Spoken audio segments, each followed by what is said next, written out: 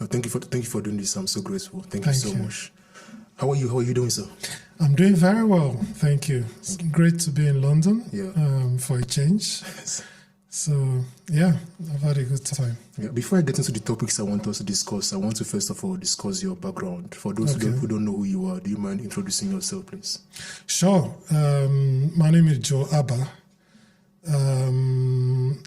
I am currently the Africa Regional Director for DAI Global LLC, which is an integrated professional services firm that works in over 100 countries.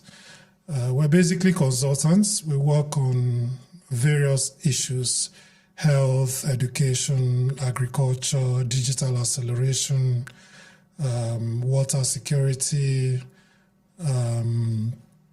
environment and climate, name it, we do it. Before joining DAI, I was the Director General of the Bureau of Public Service Reforms in the Nigerian presidency. I did that for 4 years, from 2013 to 2017. And I ran away after one term because I could no longer afford to live on the salary. Yes. I'd spent all my savings basically working for government. Before then, I was running a number of projects for various donors. And before moving back to Nigeria in 2003, I'd worked in the UK for 15 years, from local government. I worked in Brent Council, Ealing Council, to central government, working at an organization called the Audit Commission for England and Wales that was responsible for local government and the National Health Service. I then had the privilege of working in 10 Downing Street with Prime Minister Tony Blair, driving public service reforms in the UK. And before then, I practiced law in Nigeria for a few years. So that's the full background. So a broad spectrum of, let's say, public policy roles and governance. And from your experience working in, you mentioned 10 Downing Street, you mentioned the local government councils you worked in. From your experience, how can you compare and contrast that with Nigeria? If you're to look at both, like working in the UK, working in the Prime Minister's office, working in Ealing Council, all these councils you worked in, and your experience also working as the DG of the public service reforms. Those two views, how would you think, how do they contrast or compare with each other? Okay, so the first thing I would say is that there are, I think, 3 major differences between the UK public service and the Nigerian public service. The first difference is that the UK public service attracts the brightest and the best that the country has to offer. So the most intelligent people are those that go into the public service and government in the UK. That's not the same in Nigeria. The second is that in the UK public service, regardless of people's political persuasions or whatever views they may have, they tend to put the interests of the country first. In Nigeria, people put their own personal interests first, and the country can go to pieces for all they care. And the third is that if you work in the UK public service, you earn enough to live a dignified life, and you wouldn't need to be tempted to be corrupt. So as an example, you can imagine being a policeman in the UK, you get preferential mortgages, you get to be able to use public transport, I think free, if I'm not mistaken.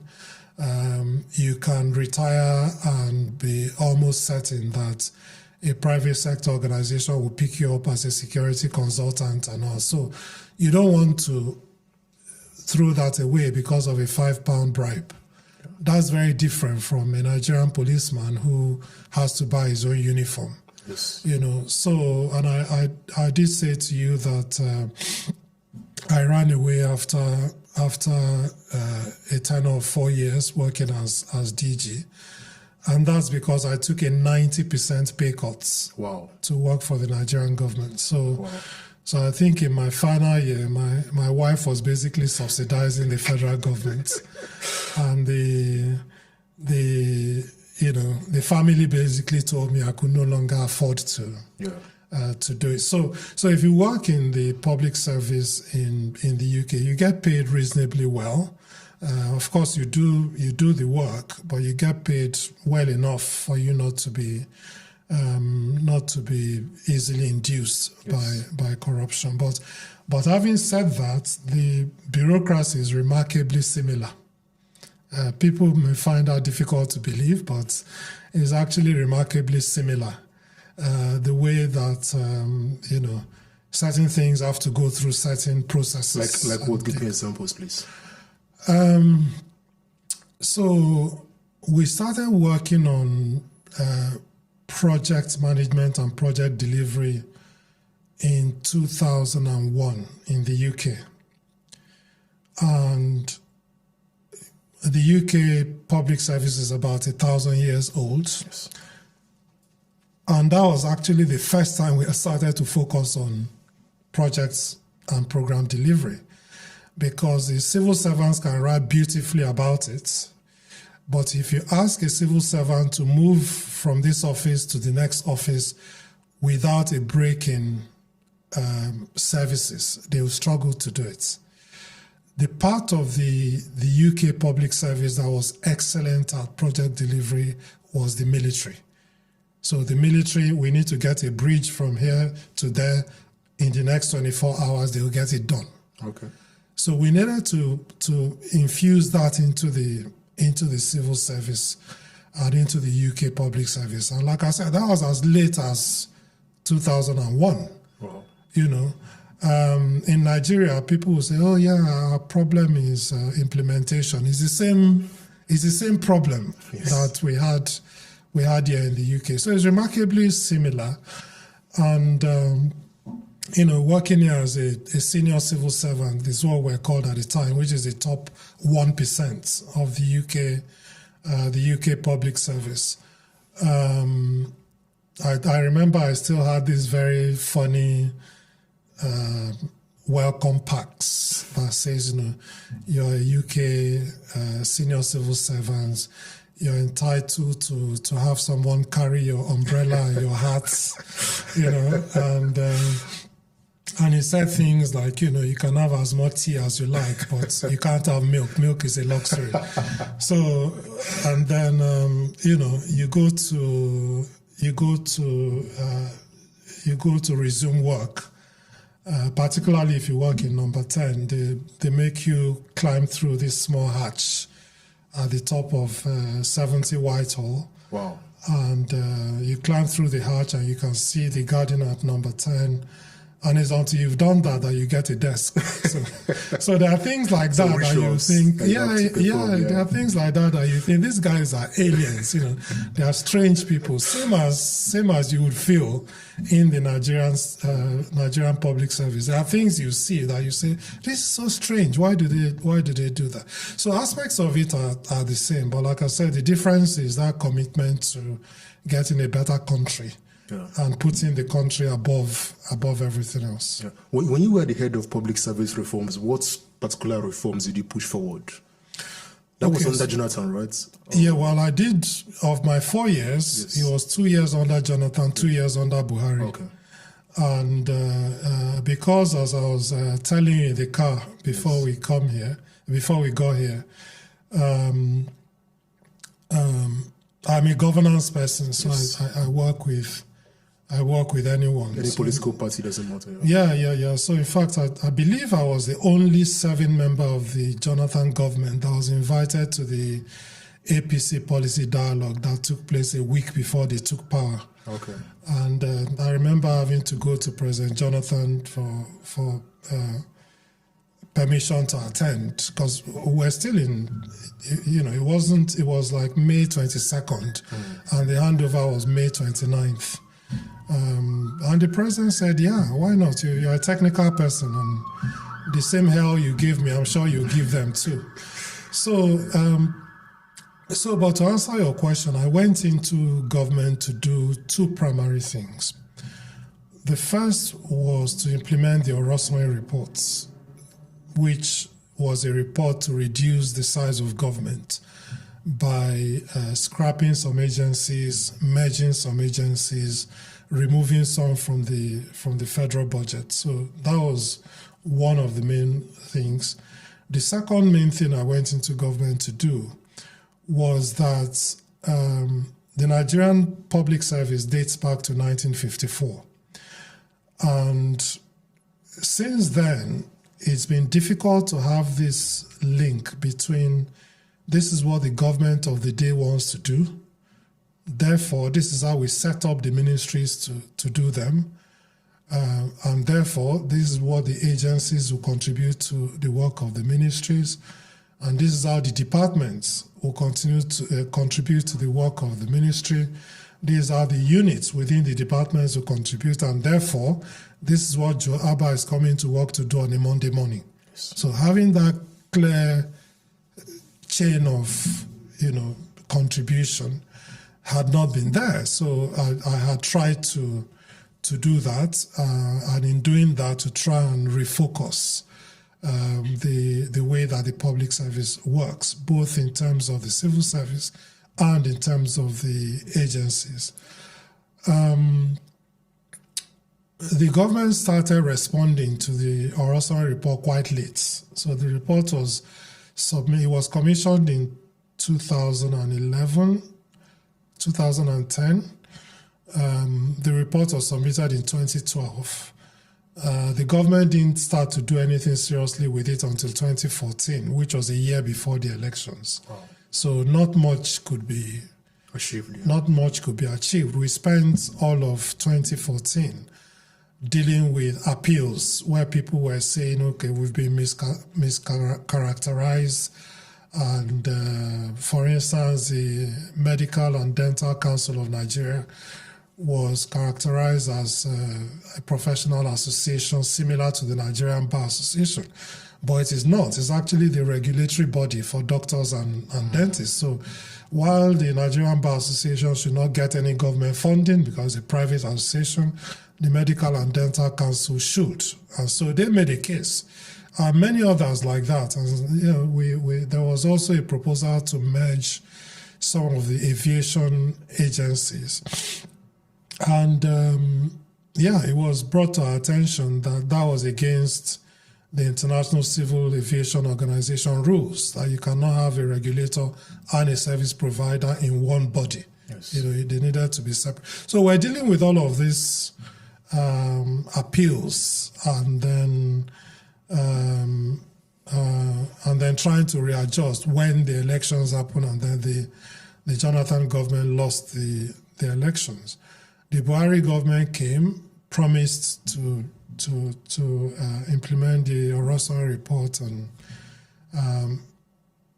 the current government is still promising to implement it. Not much has happened. Yeah. So not a lot of progress on that. And then the one on the ministries as well. Again, the break in the change in government slowed down a number of things. So what I did was to think, okay, these two big reforms are going very slowly. So I'm going to try and focus on things that are tangible. So I did a poll on social media asking people what reforms they would like me to focus on. And I believe, in fact, I'm actually certain, I'm the first senior government official to make themselves available on social media. You do make yourself available. And so I was the first to declare my assets on social media. I was the first to put my budget on social media and ask people to ask me any questions about it. So I asked people, what would you like me to focus on in the next year? People say, well, the problem we have with government comes whenever we come in contact with government and whenever government has to give us anything, like any sort of paper or license. So that's why we started to focus on driver's licenses, passports issuance, national identity, and tax clearance certificates. There was a fifth one, which was getting bail from the police, which again we started just before I left. But yeah, the one of driver's licenses, we're able to clear 1 year worth of backlog, and then made it possible for people to actually get their driver's licenses without paying any bribe. That of passports, again, we mapped all the processes and showed them how it was possible to actually process a passport in a week to 10 days without paying any bribe. We went all around the country and did mystery shopping in all the major passport offices and all that. And then, I said to both the minister and the controller general, you have a choice. It's either you become known as the minister and the controller general who has finally solved the passport problem, or you continue to take the money that comes from doing it. Some 10 years later, we now have a minister who has picked up all of those reforms that we proposed and is now putting them in place. And I still engage with him all the time. He still calls me to say, I want to do this, help me think through how I can get it to work. Perhaps the one that many people don't know about is the national identity one. So before now, a number of people were waiting for national ID cards for like 8 years, 10 years. It wasn't coming. And the reason was because the National Identity Management Commission, NYSC, was supposed to give people these national ID cards for free. Each one cost 3,000 naira then to produce. Government was not giving them the money to produce it. So, of course, they couldn't do it. So it was engaging with them that I encouraged them to stop focusing on the printed cards and start focusing on the numbers, because the UK stopped using national insurance cards some 20 years ago.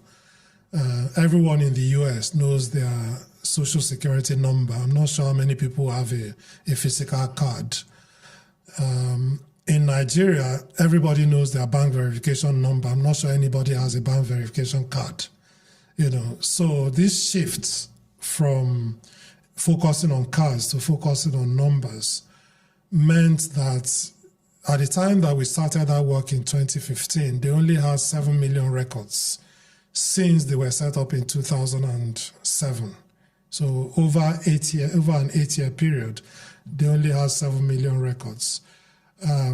Between then and now, having integrated, going to national identity numbers, integrating it with passports, integrating it with driver's licensing, integrating it with SIM cards for the phones, they have in excess of 120 million records today.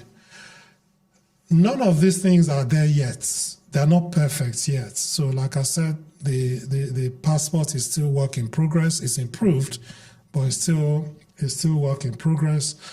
The driver's licensing has regressed from where it was before. I went to see the core marshal, and that's the thing.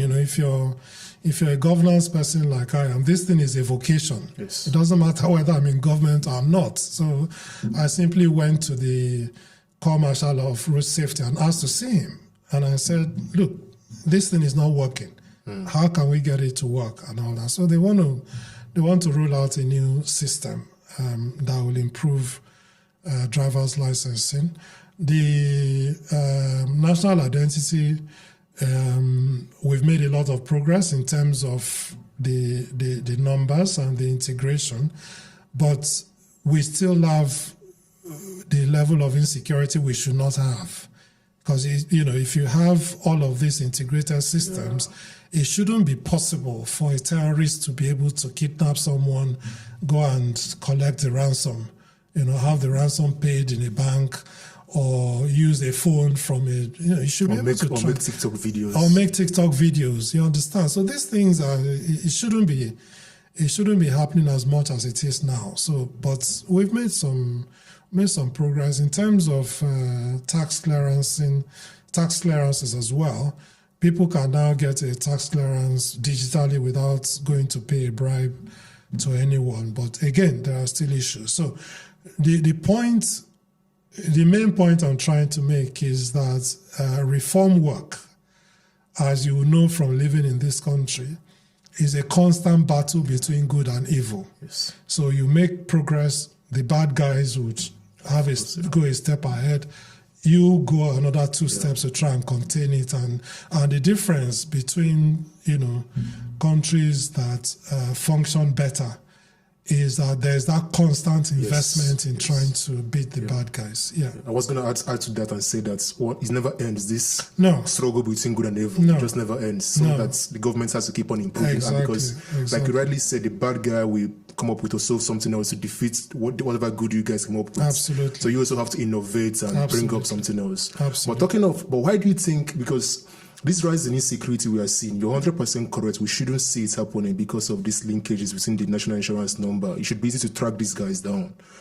Why do you think the government isn't doing that then? Why are we shocked to see young people of 18, 19 making TikTok videos about the ransom that's been paid to them? Why are we seeing this kind of, maybe the word is collusion between some forces in the security architecture working hand in glove with kidnappers and bandits? Why should someone be going to pay a ransom and allegedly the army officer is telling him not to go right but to go left?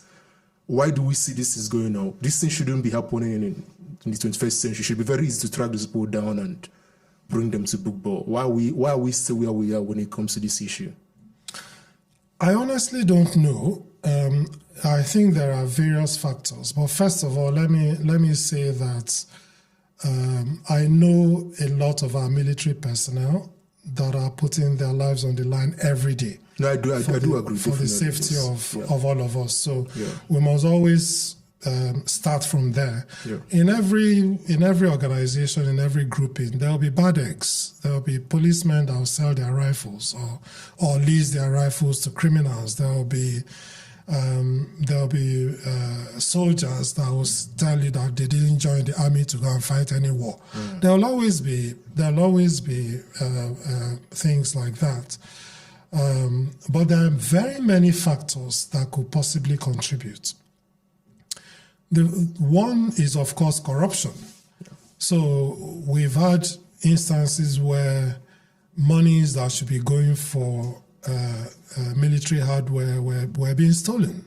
We've had that. We've had a national security advisor who Sambo Dasuki. Right, who has been taken to court for allegedly diverting the monument for billions of dollars for military hardware. So you have the corruption element there. You have the lack of security architecture. So again, you hardly find a policeman that has a working walkie-talkie with which they can, or even a camera, with which they can communicate with each other. And if everything is done manually, it's very easy for there to be leakage in the system. Then you have private sector organizations like banks who some of whom are more interested in the money than in the security of the country. Because why should somebody be able to get a ransom through a bank and the bank cannot alert the security services and get this person rounded up? But you see that even as a private citizen, somebody can do away with your money or defraud you, and you go to the bank and they're completely unsympathetic. But when it comes to the ransom, are the banks to blame in the sense of, one, is my money, is my, God forbid, not in my case, but is my loved one that is being held. So I need this money to go and ransom my loved one. So the bank is my money, it's not the bank's money. No, I'm so the talking bank about, has to. Yeah, no, I'm talking about when the recipient receives the money. That makes sense. Yes. So it's when the recipient of the ransom gets the money, yes, they give you a bank account to go and pay to. But most times it's cash though. Most times it's cash that they, for what we see on the TikTok videos. Okay. This is large bundles of cash that are being delivered and then must go back. So. Okay. I mean, yeah. And that should be easy to track as well. Again, yeah, if it's cash, because, you know, if you suddenly come and withdraw, you come and withdraw 20 million in cash, you know, you live here in the UK, even to withdraw £2,000 in cash, the cashier will ask you, what is it for? Are you going on holiday? Are you buying some? What is it for? Yeah. They'll ask you, right? So if someone suddenly withdraws a large amount of money, that should trigger something. And my point is, in that, I mean, technology has improved so massively that we shouldn't be talking about insecurity in Nigeria on this massive scale. And I do agree with you. Of course, there are good men in the military. I should have begun my question by saying that yes, you have good officers who want to do well, but the issue is that you have this endemic security, and you have going to this cash issue. You can put in trackers or whatever in the bills. Like every bill, I was listening to a podcast. Apparently, every bill has a marking on it, and I'm sure with the improvements in security made worldwide, you can put in a bill in that millions of naira and you can track these guys down. I mean, we are seeing warfare change in Ukraine, in the Iran war. But you have a government that, my question would be, why is the government so weak, so lackluster? Like there is this lack of, this inability to innovate, this inability to think outside the box. Like you have large areas of ungovernable areas in the north. You can have drones man those areas. You don't need to have our soldiers being killed like this. You can have drones. Look at how, I mean, sorry to say, look at how drones are killing Ukrainians and Russians in the war, in warfare. Why don't we have this lack of imagination? Why do we have this lack of imagination in the Nigerian security architecture? I mean, it's a very good point. And you know, as I mentioned, I was part of the Jonathan government for a couple of years, and then part of the Buhari government for a couple of years. And I know that there was a period where Nigeria simply could not buy any military hardware. The West would just not sell to us for whatever reason. I don't remember what the reason is. Human rights reasons. Yeah. So some of those are there. But I totally agree with you. If you actually task Nigerians within the country and from the diaspora to put their heads together and solve these problems with technology, they will. Yeah. In the same way as, you know, Nigeria is one of the leading countries in the world when it comes to fintech. People are innovating, they are doing fantastic work. So yes, I believe that if the government were to task them to find a solution to how we can get these guys, I honestly believe that we have the ingenuity. I mean, you have a young guy, I follow him on Twitter, he's just 20-something years old guy. He's doing some drone technology in Abuja, and I've seen him take pictures. I've seen some involvement with the Nigerian military. But the issue is always the speed at which these things move. Like, this thing should be happening like as of yesterday. Or we are so slow to act, and so the need, and you have the young kids that were kidnapped in the West, in Southwest. You have those who even before they were kidnapped have been kidnapped for almost 60 days, and this thing just keep happening.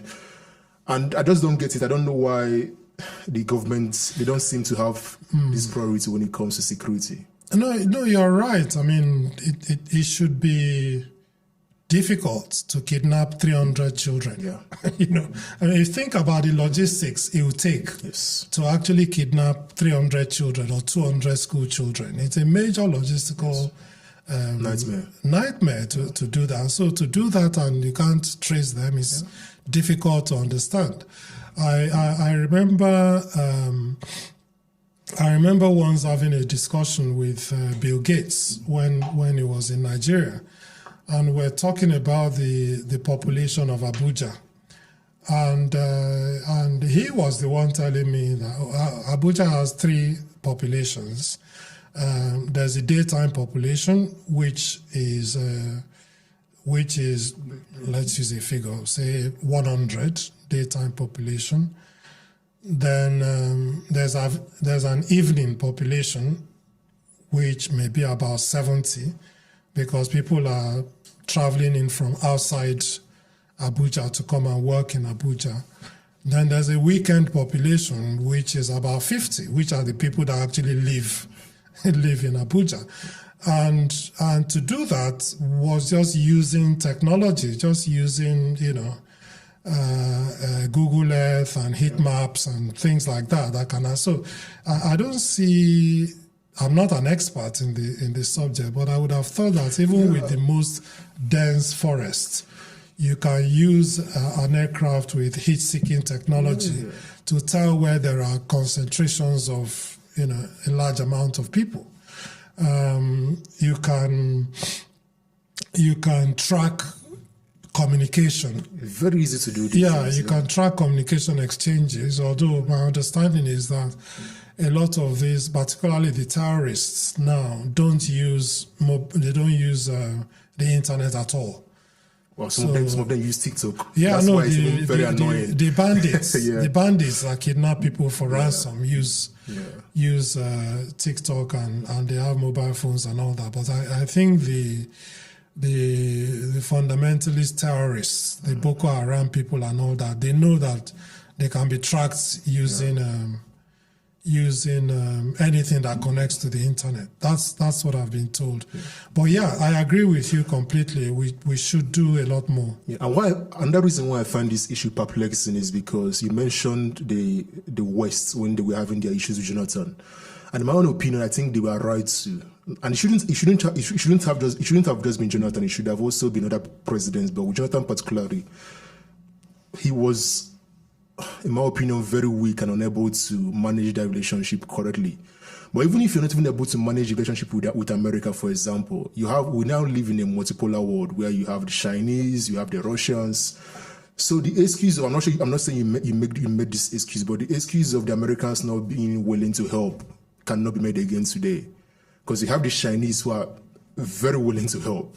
The Russians are willing to help, but the government, again, for whatever reason, for me, I just find it difficult to understand because I'm like you. I'm not an expert in security affairs. I just love politics. I love to pay attention. And as someone who pays attention to what is going on all over the world, to see how developed countries combat these issues and solve them, and to look at Nigeria and how we are still so backward, and the lack of imagination, lack of critical thinking. And that's why for me, I'm forced to be like, maybe there are people that just want this to be like, it's now like someone has said this on the internet, like this is not a business, like the business of insecurity. Some people are making money from this, and it's important for us to keep this going. And maybe that's just how it's going to be till someone just comes and makes a change. There's always that. There are always people that make money from insecurity. There are people that make money from wars. That's not a new thing. So yes, that would always be there. But one thing I can tell you, having been in governments around the world for the last 30, 35 years, is that many public servants actually go into the public service trying to do good. They don't always succeed, but many go into the public service trying to do good. It's only a tiny minority that actually go and want to go in there to do things that will damage the country. So that's the first thing to say. The second is that, just like I said earlier, we need to look inwards. The Americans are no saints. The Chinese are no saints. The Russians are no saints. Nobody is going to come and help you for nothing, right? So if you look inwards, like I said, task your people. Like when I went into government in Nigeria, I went into a bureau that was supposed to be at the vanguard of reforming the public services. The staff I met there said they had not read anything for 7 years. Majority were not computer literate. But what I did was to say, okay, you have 1 year to become computer literate or you're out.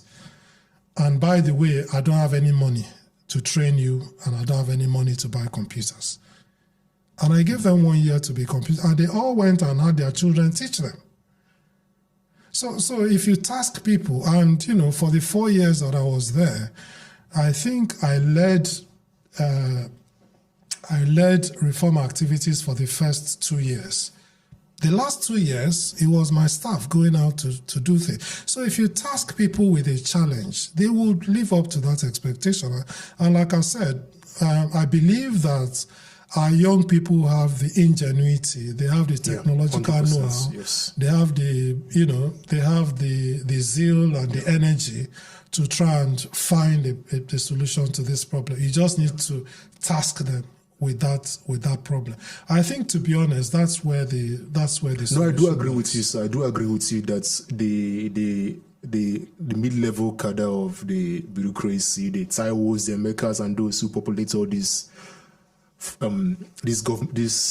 federal bureaucracies, I do agree with you that many of them are there for the right reasons. I'm just shocked that those are the upper echelons of government and just unwilling, and they are willing to risk the lives of Nigerians, and people are just dying for no reason, just for it's a concern. And one of the bigger concerns is that we tend to focus more on politics than we do on governance. Yes. And politics is the process through which you acquire power. Governance is what you do with the power once you've acquired it. Yeah. So the pastime in Nigeria, like the pastime in the UK is talking about the weather, in Nigeria is the politics. That's what everybody focuses on. And we're doing things like trying to push for state police, and people will tell you, "Oh no, I don't want state police because the governors will have too much power." And you also, if you had to choose between the governor being an emperor and your child being kidnapped from school, or your child cannot go to school, which would you choose? They will say, I'd rather choose for the governor not to have power. And you think, okay, so, so this is what we are facing, right? This is what we are facing. So we focus too much on politics. It's very, very important. Politics shapes everything. Yes. Politics shapes our lives. It shapes our business. It shapes everything. But the contestations are not daily. So I can understand people being focused on politics in the run-up to elections. But once the elections are over, we should then sit down and say, okay, so how are we going to govern this country over the next 3.5 years? Let's say the final 6 months will be for politics. We don't tend to focus on that at all. It's always about, this person is my person, they must be there, they must get another term. If you criticize that person, it must be because you belong to the opposition or you are being paid to do so. That's the problem, really. That's the problem. You hardly get people think, okay, so this thing is affecting my life negatively. So what are we going to do about it? So, I've been in the UK now for nearly a month. I go running every morning, which I enjoyed doing in Abuja. I can't run in Abuja anymore for fear of being kidnapped. And so that's a way in which this insecurity has affected my life directly as a human being. So, but we don't focus enough on that. If I now say, I'm really sad that I can no longer run in Abuja, Somebody will say, why didn't you say that when Jonathan was there? Oh, it's because you're from the East and the current president is from the West. Oh, you're being paid to do so. Why don't you just declare for this person? That's the way that our conversations tend to happen, unfortunately. And hopefully that's what I'm trying to help bring with this podcast, because I feel like we should discuss more about solutions to Nigeria, not just about the politicking. I do agree with you. Yes, I love politics. I love governance as well. Politics for me is everything. After God, for me is politics. And I think the inability of Nigerians to recognize how important politics is, and rather focusing on religion or focusing on tribalism, is a part of the myriad reasons why we are where we are as a country. Because the moment you understand that politics and governance are interlinked, and you can't even move forward as a human being. Like you said, these are the impacts that insecurity is having in your personal life. Imagine people living in the north. Imagine how they're now surviving or living. Absolutely. But you mentioned state police, sir. For me, I think that this is even long overdue, having state police. Like, the fact you have this top-down approach that we inherited from colonialism, and you're still having it in the 21st century, where one person at Abuja and the AIG and the CP are in charge of security, is so backward. Why is that the case, and what do you think of this whole state police conversation today? So it's important first of all, we're one of only about 3 or 4 federal systems that have a unitary police in the world. That's crazy. Yeah. But it's important to be aware of the history, why we got to where we are today. So first of all, the police from colonial times was always an instrument of oppression. Yes. So the colonialists used it to oppress and suppress those that had been colonized. And when we got independence in 1960, the mentality never changed. People just stepped into the shoes of the colonialists. So the big man stepped into the shoe of the colonialists.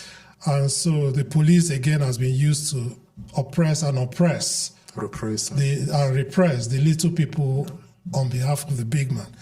And that's why we have a system where 1/3 of our police numbers are being used to guard so-called VIPs. 1/3 are being used to guard VIPs. That's a massive number. It is a massive number, given that we only have about 400,000 policemen for 230 million people. So that's the first thing to say. But we then, when we got independence in 1960, we had something called an independence constitution, which still had the Queen of England as the head of state. Then we had our Republican Constitution in 1963, which to date is actually the only constitution we've ever given to ourselves. Every other constitution that says we, the people of Nigeria, give to ourselves this constitution is false. The military gave us. Yes. The only one we ever gave to ourselves was the 1963 constitution. And that 1963 constitution had regional policing. It didn't just have a federal police. It had federal police. It had regional police. The regional police could buy arms and ammunition. They could do, you could do census in the regions. The federal government only had 30% of the resources.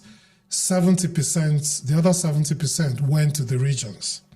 And what you then had was very healthy competition among the regions, so a lot of industrialization in the East, a large focus on education in the West, a focus on agriculture in the North. So there was, healthy competition. And, I've seen reports that talked about how well the economy was growing. Then we had the coup of 1966 and the Civil War that followed. And of course, the ethos of the military is centralization, command and control and centralization. So the military centralized everything. And then every subsequent constitution since 1963 has given more and more power to the center. So we now have a situation where the federal government consumes 52% of all resources, and 774 local governments and 36 states share the other 48%. And then you have governors who you claim are chief security officers. The commissioners of police don't take orders from them. They take orders from Abuja.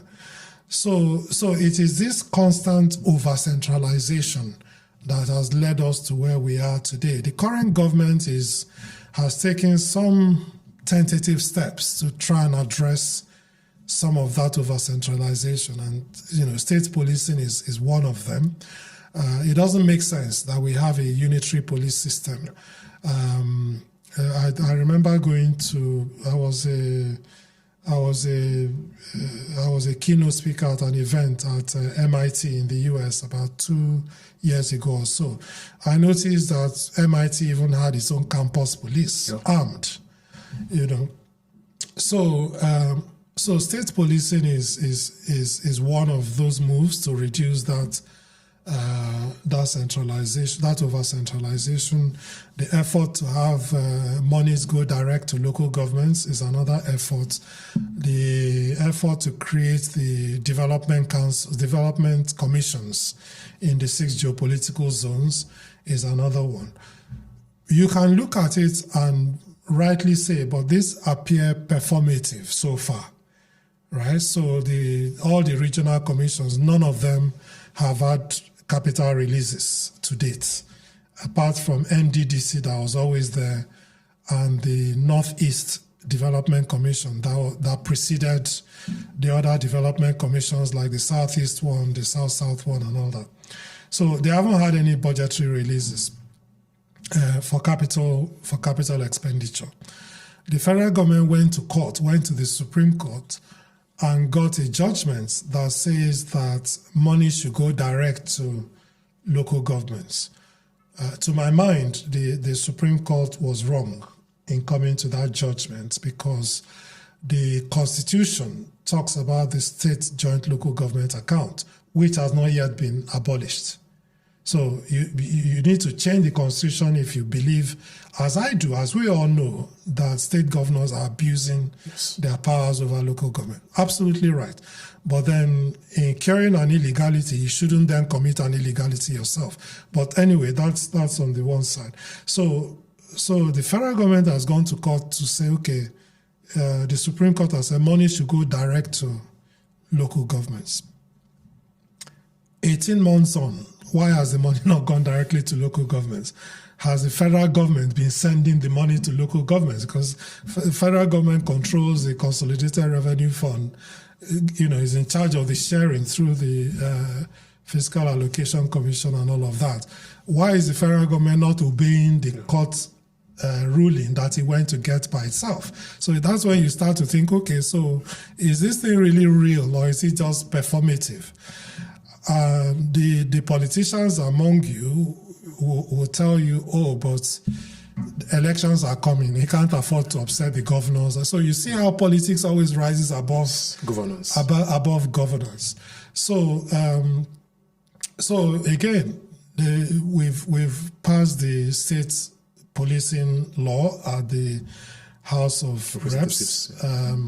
Hopefully it will be passed by Senate, and then it will be assented to it will be passed by 2/3 of the 36 Houses of Assembly, and the President will sign it into law, hopefully. Let's hope that gets done, and there is not just another election gimmick, so that people that support state policing like I do will say, oh, but he has pushed for state policing. So yes, but I agree with you. It doesn't make any sense for us to continue to have a unitary policing system, and every single fear that people have about state police is currently being realized by the federal police. Exactly. So what's there to? Yeah, because I was gonna mention. Imagine having state police and Wiki as governor. Yeah, but you already have him doing that. Yeah, exactly. Or You have national police, and they're already with doing Wiki as governor. Yes, exactly. Yeah, that was gonna be the pushback people are gonna make. What governors? I'm like, you already have that already on ground. Exactly. So you might as well devolve the power. Exactly. Bring it So down. we know who to hold responsible. Exactly, yeah. We know who to hold responsible. Yeah. And also, the system under the regional system was you had policemen from the locality. Yes. So they know all the families that are thieves. Yes. They know who is doing what. So they are closer to the ground, and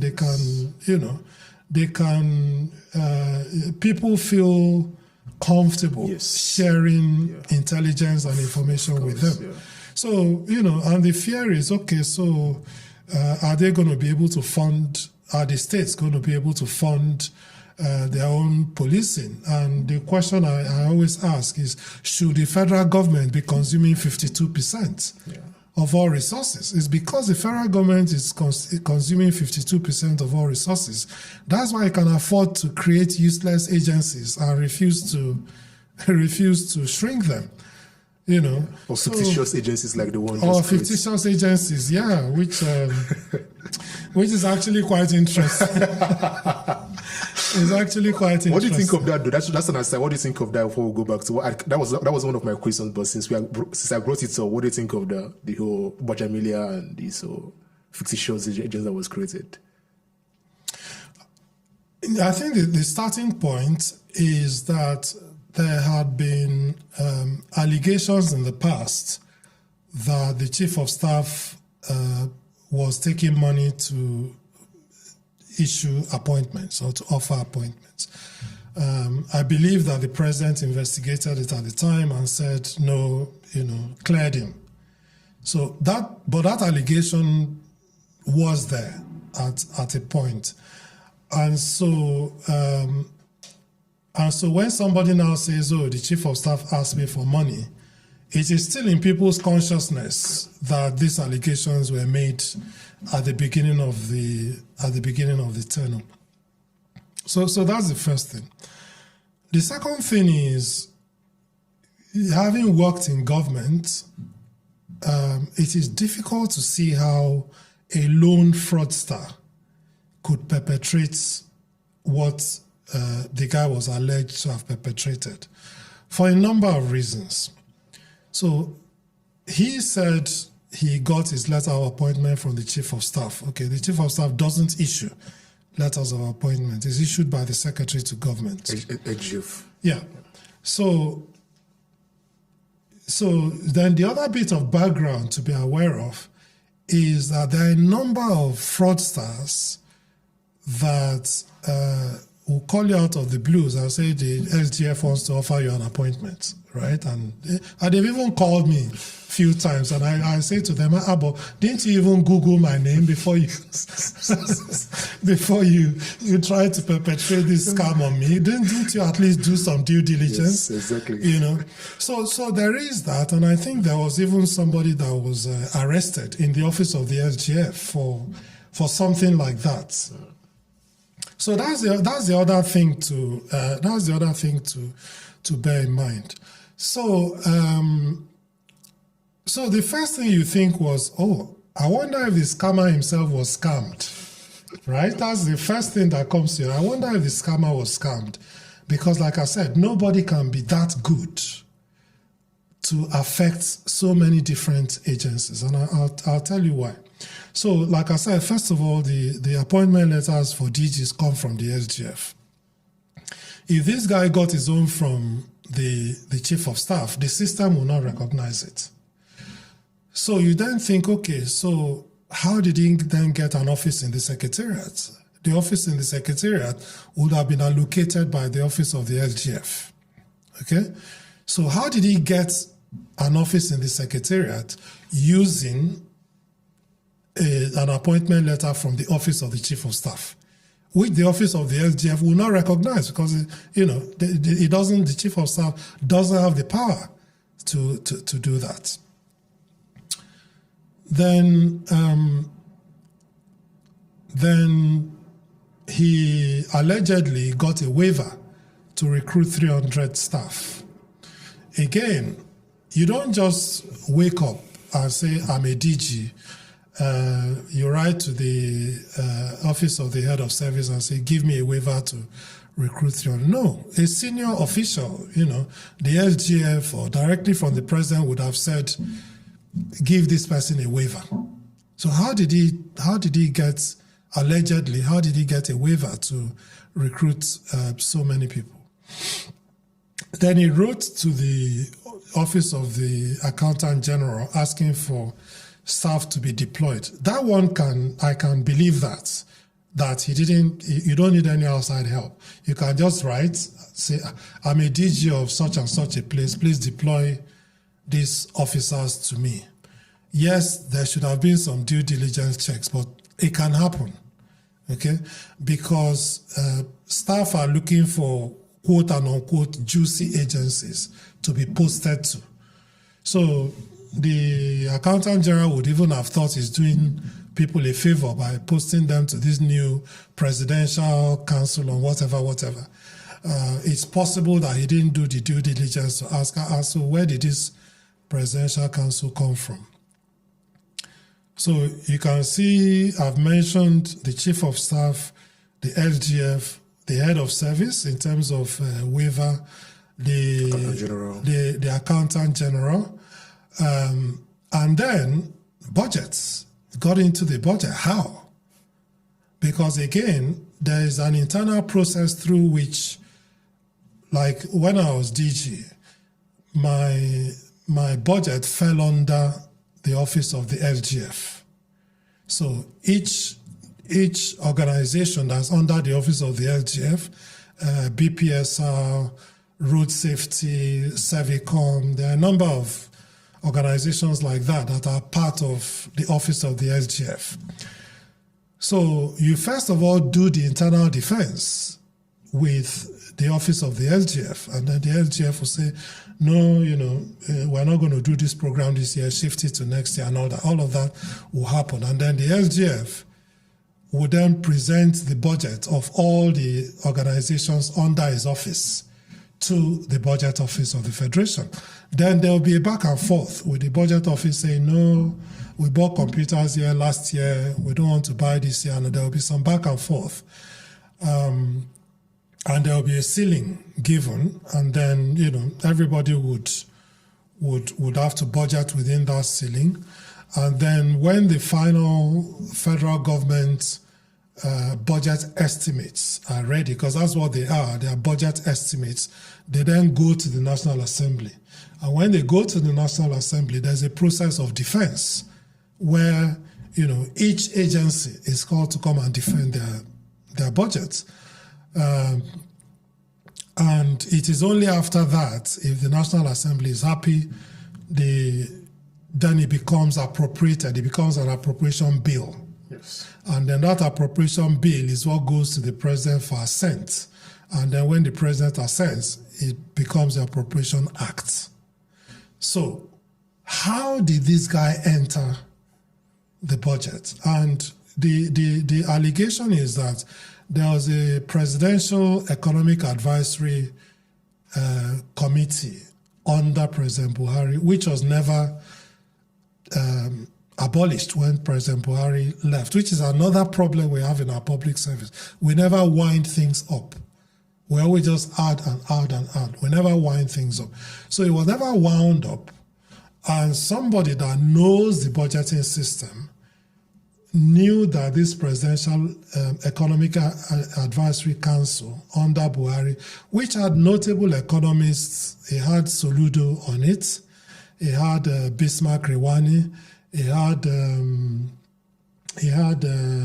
Doyin Salami, reputable people that were advising the president. Whether he listened or not was another matter, but that budget line was to service their meetings. You understand? So somebody needed to have known about that to then say, okay, Presidential Economic Advisory Council / Presidential Promoting Foreign Investment Council. And that was how the thing got into the point. But a scammer from outside will not know that. You understand? It has to be somebody that has a deep knowledge of the system, that knows how to, there's this budget line that exists. If we put it under this budget line and do / nobody is likely to raise any questions. But then to make it even more interesting, when the guy was interviewed by some social media people, he said he didn't know how he got into the budget. So who did? So the whole thing is so confusing. But I understand that I think his trial is coming up today or tomorrow. It will be very interesting to see what happens. I think what you're explaining to us is the endemic systemic corruption we have in the Nigerian system. Everything you said is 100% correct in the sense of you have this systemic. It's more like a cancer of corruption in Nigeria, where things can just go into the budget. No one can explain why. There isn't even a proper. I think the presidency released a long statement. I couldn't read it. It was just too long. But how do we defeat this systemic corruption? No, but if you had asked me 8 years ago when I was in government, I would have told you it was impossible. Knowing, like I said, given all these checks that I've talked about, I would have told you it's impossible to do it. Because even if you were to forge a letter from the office of the chief of staff, when I was appointed DG, I had to go and do what they call documentation. I had to take all of my certificates and take my NYSC certificate to show that I served. I did the youth service. I did all of that before I could get my appointment letter. So, and then, like I said, I've told you the process of budget defense. You don't just arrive from anywhere and get into the federal budget. You don't just arrive from anywhere and get allocated office space in the federal secretariat.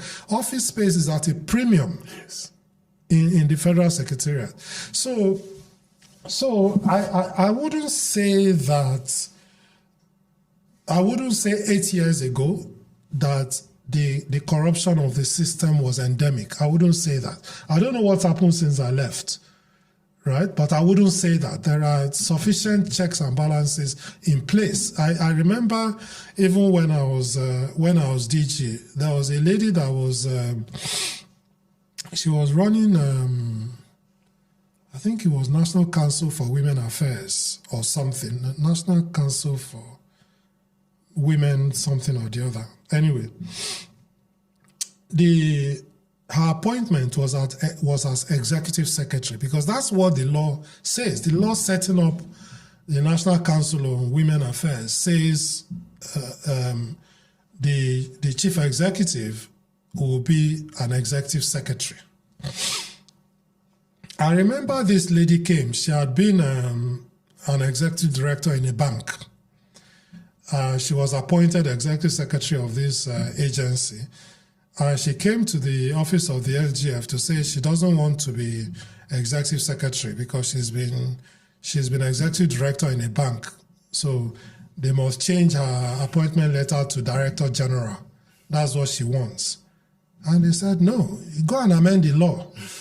You cannot be called director general. Sorry. If you don't want the job, leave it.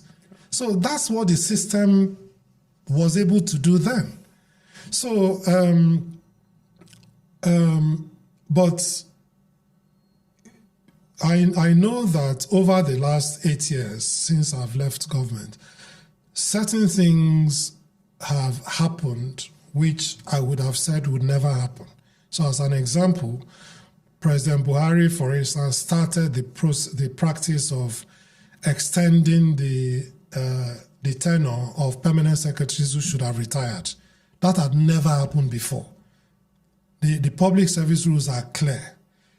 The age of 60, 35 years in service, 8 years as director or PEMSEC, whichever comes first. And you must go. So President Buhari started that process of extending tenures, extending tenures of IG of police, extending tenures of others. President Tinubu has continued that tradition. I think he's extended the tenure of the customs person twice, if I'm not mistaken. So there were things that I could have sworn were impossible 8 years ago that are happening now. So that's why I cannot be too quick to defend the system. So it's kind of gotten worse, and ironically, it's gonna keep getting worse. But you mentioned one of the reforms you're currently involved in is the NYSC reforms. So what reforms did you guys come up with when it comes to the NYSC? Okay, so first of all, the NYSC is the longest running, continuously running program in Nigeria's history. Started in 1973, I believe, has survived both military and civilian governments. But we know that it is not working optimally. Everybody knows it's not working optimally. There are people there are youth corpers that are posted to areas of insecurity that are killed there. There is a lot of abuse in the system. The children of the rich just get posted to their father's company. They don't serve. The camps are terrible, and the living conditions in the camps are, you could say, subhuman, actually. And then there are there's no the curriculum of education within the camps is not fit for purpose. Okay, so there are all sorts of problems. People pay bribes to be deployed or redeployed to various places. So some of what we looked at was, first of all, we need to make sure that the conditions in the camps are better. And the camps are the responsibilities of state governors. And so we said we would have a minimum threshold of what a camp should look like.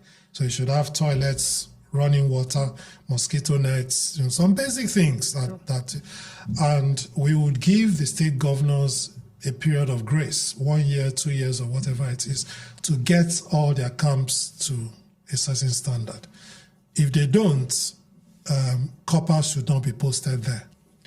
And don't forget that coppers, it's not ideal, but they're actually the mainstay of primary health care and primary education in Nigeria. So we said we would do that, make sure that all the camps get to a minimum threshold. Secondly, we will make sure that the postings are impersonal. Okay? So I'm Joe Abah, I'm from Nigerian State. I grew up in Lagos. So Ebonyi is in the southeast. I grew up in Lagos, in the southwest. I went to university in Calabar in the south. So really, I should be posted to a different part of the country. You should put in the algorithm into the system that should just post you. And in my time, I was posted to Jos in Plateau State. So that's how it should really work. So we wanted to make it as impersonal as possible, where people are just posted to where they should go and serve based on information that you feed into the system. So you shouldn't really have somebody just because their father is rich. They are from Lagos. They were born in Lagos. They went to University of Lagos. They are posted to Lagos to say, what's the point? Yeah. What's the point in doing that? So we wanted to make that impersonal. Then we said people who are not from areas that are suffering insecurity should not be posted there.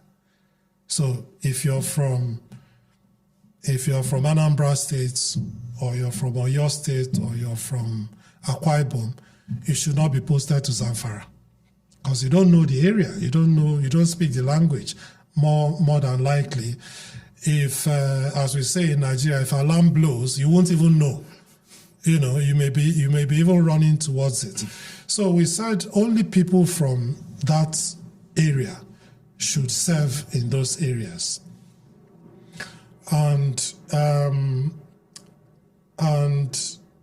we're aware that sometimes for certain critical functions, there may not be enough people in those areas to cover those functions. So, for instance, there may not be enough doctors from Zamfara to work in the primary health system there.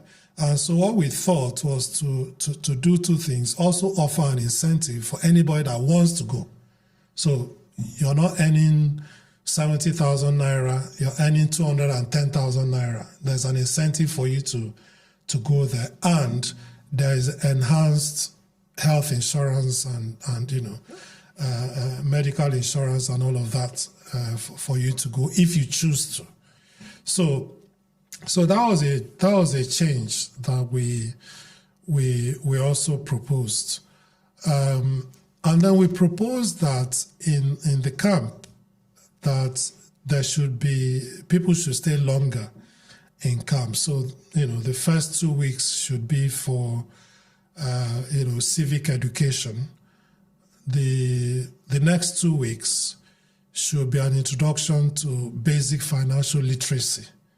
So just being able to read a spreadsheet. That's good. Know even if you're selling on TikTok or you're selling on Instagram, at least be able to do basic bookkeeping. Yeah, that's good. Right? Very good, yeah. And then the last 2 weeks would be an introduction to what people may be interested in, but that are different from what they studied. So as an example, you may have studied political science, but your real interest is in acting.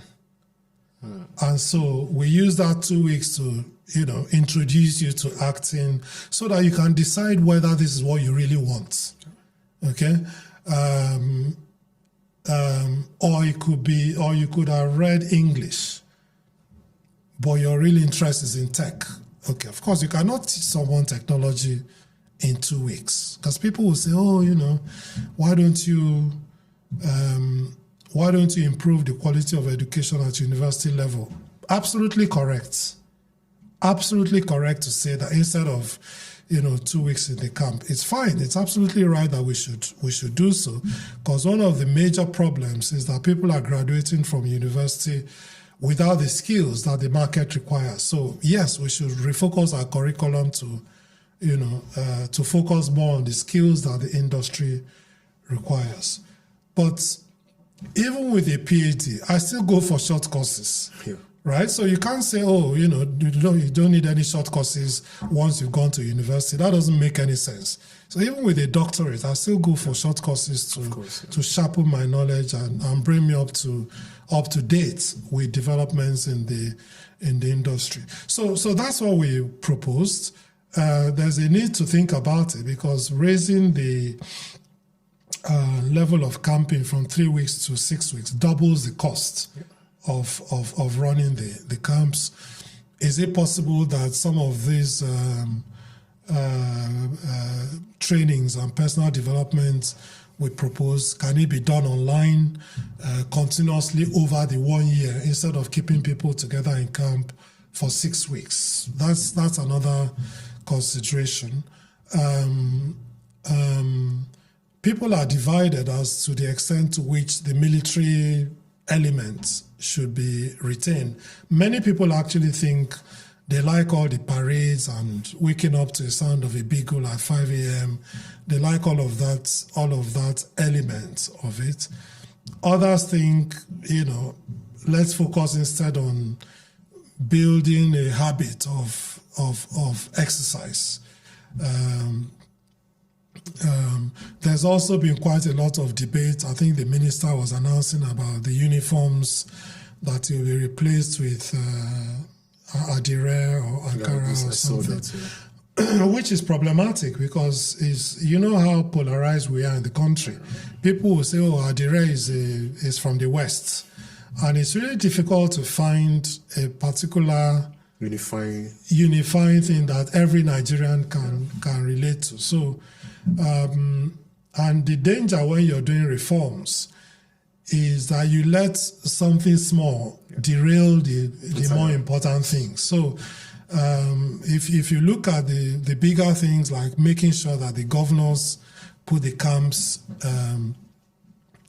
up to a particular standard, that the deployment is done impersonally, that you're not sending people to areas in which there is insecurity where they don't know those are the key things. So for me, if we have to, if the government, if people prefer the khaki uniform, by all means, let's keep it.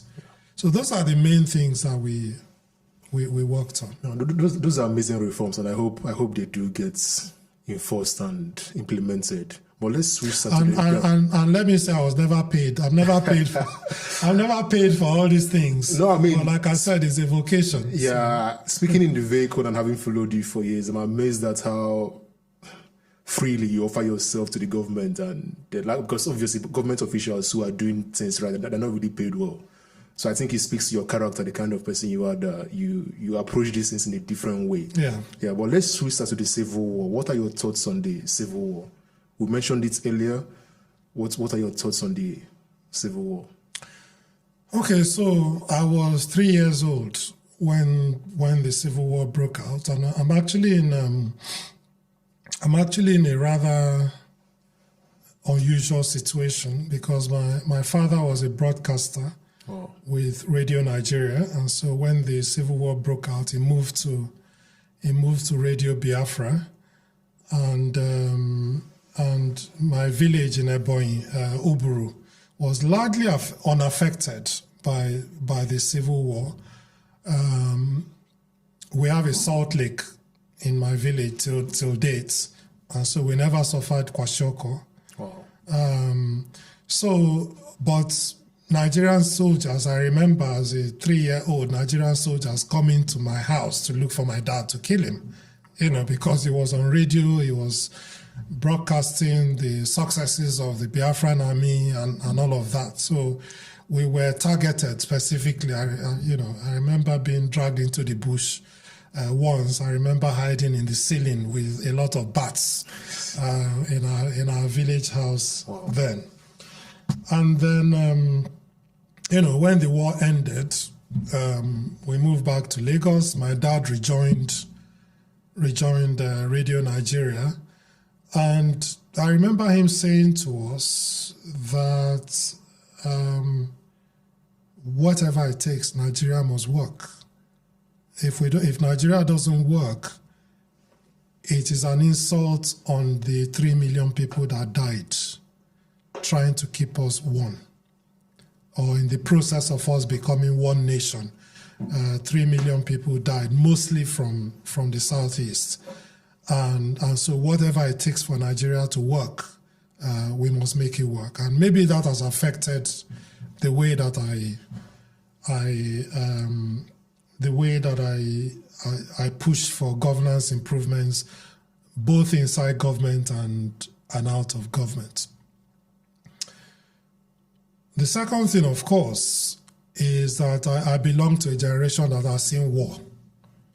And if you have seen war, then you will not glorify war. You will not. So I belong to that generation. People romanticize certain things, but if you've actually seen it, if you've seen people have their head blown off, it's a different thing from somebody, just saying, let every Nigerian have a gun, because they do in America. It's a different thing entirely. But The issues that led to the Civil War, to my mind, are still quite present. So there are still feelings of marginalization. Some justified, some not. Many justified, actually. Some not. There are feelings of discrimination. So you go to certain parts of the country as somebody from the East, you find it difficult to rent a house. You have a situation where within our politics, it takes a long time for a Southeasterner to be trusted to be Inspector General of Police. It takes a long time for a Southeasterner to be trusted to be Chief of Army Staff. And, some of the appointments into particular sensitive positions, you feel that there is discrimination and there is marginalization. And so because of that, in the minds of those of us that experience the Civil War, it can sometimes feel as if it hasn't ended. Can sometimes feel that way in the minds of people of my generation, that this thing has not really ended. We still don't have the same opportunities as other people do. You say that, but then you also think about, okay, what about the minority tribes? What about the TV people? What about the Ijaws? What about the various other minorities who have not fared any better actually than others? And then you find out that Nigeria actually is just a very discriminatory society, discriminates against everyone. There will be one reason or the other to discriminate against one part of the country or the other. It's just the way the society is set up. Which is why, and of course, the feelings of marginalization will remain because the ultimate prize is control of this 52% of all the resources. Yes. So once you control that, and you only control that from Abuja. Yes. And if you're not part of the system through which you can gain control of that, you'd always feel marginalized. And that's why, and if it continues, I don't think the country would get to a good place if this feeling continues, justified or unjustified. If it continues, I think the country will be in trouble in a number of years, particularly as certain arrangements that, certain unwritten conventions and codes have started to be attacked. So before now, for instance, there was an unwritten code that if there's a Christian president, there will be a Muslim vice president. If there's a Muslim president, there will be a Christian vice president. The Muslim ticket has distorted that. And so who is to tell tomorrow that there will not be a north-north ticket? Yeah. Or a south-south ticket? Very scary. It's very scary. Very scary. And so before now, the allegations of marginalization or the feelings of marginalization were spatial, they were geographic. Now you've brought in a religious element into it, which is very, very dangerous. You've also got like I said, you've also got different minority groups that are part of the equation, and that's why some of us have argued that we need to go back to regional governance. And my proposal was let the 6 geopolitical zones be the federating units, because the 6 geopolitical zones are largely contiguous. Yes. So the Southeast is basically Igbo people. The Southwest is basically Yoruba people. The South, yes, but you have certain dominant tribes like the Ijos and the Shekiris and all of that. Then you have the North Central, you have the Northeast, you have the Northwest. So my thinking is, let us use this, because these geopolitical zones, although they are not in the Constitution, they are recognized in our laws. So there's hardly any law that you pick up that is appointing people that will not say there should be a representative of each geopolitical zone. So even though it came from the military, it is recognized. Most people recognize when you say I'm from the Southeast or South or Northeast. So let's have those as the federating units, and then have a rotational presidency where, whether it's 4 years or 6 years or 8 years, whatever it is, start in alphabetical order. So the Southeast has done its own. Next is the Southwest. Next is the South. Next is the North. So everybody knows what to expect when. That, to me, is how we will ensure that we don't have another civil war. Yeah, no, I do agree. I was telling a good friend of mine that these informal codes start being broken. That's like the last. I mean, there's like you said, there's this informal arrangement and agreement. The elites have agreed this is how we should be. And when you start breaking that last vestige of power, like everything just goes to nothing at that point. But do you think Ojukwu was right to go to war when he did? Do you think he was right to? I'm not sure Ojukwu had a choice at the time, because a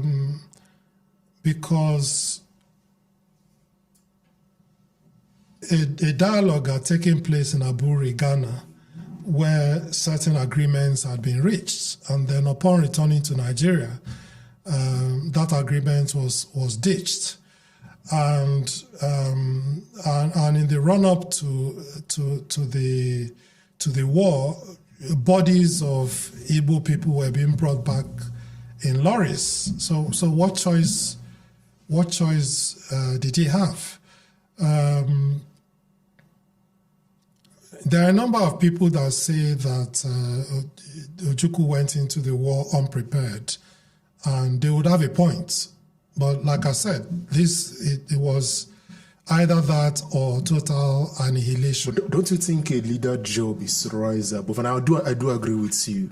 You know, what options did he have? But and then you had the pogroms and everything that led up to the Civil War. But the job of a leader is to rise above, and kind of what you have going on in Ukraine now, where you have Zelensky and you have his country being destroyed, and the West is saying go along, but we all know what the West is going to do. They don't care about the Ukrainians. They're just going to keep dying on behalf of the West, or on behalf of America and the Europeans.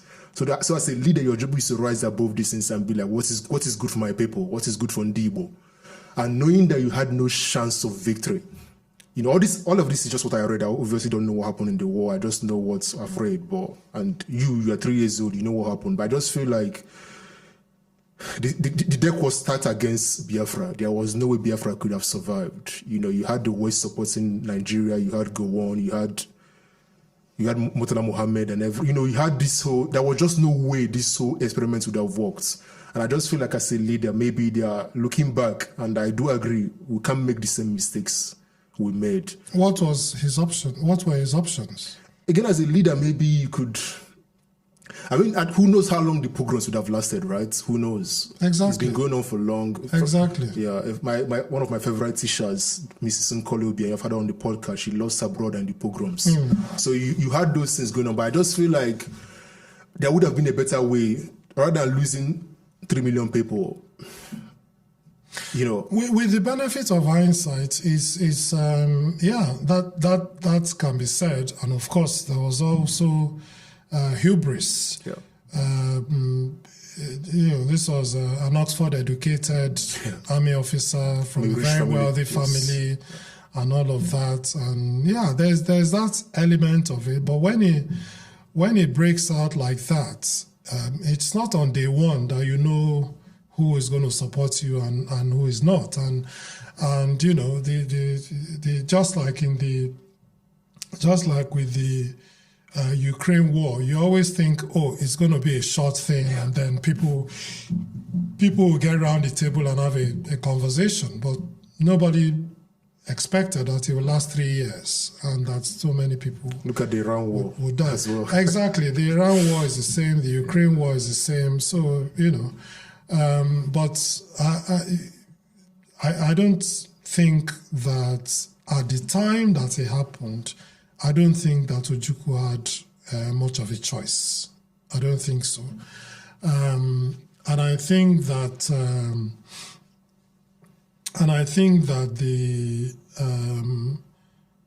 I think, of course, that when the war ended and he came back from exile in Ivory Coast and founded Abah, tried to run for office. So I think if Ojukwu has moved on from the war, we should find ways to move on. To move on. It doesn't. I mean, for someone that has witnessed war like I have, it can sound a very uncharitable thing to say, particularly where, like I said, some of the circumstances are still there. Some of the issues are still there. And when I say move on from the war, I don't mean forget the war. We should never forget. We should never, ever forget what has happened. What we should do instead is look for ways to ensure that it never happens again. And that's why I was talking about reconfiguring the political system such that, people have more control over their own destinies. I do agree, sir. What do you think of Nnamdi Kanu?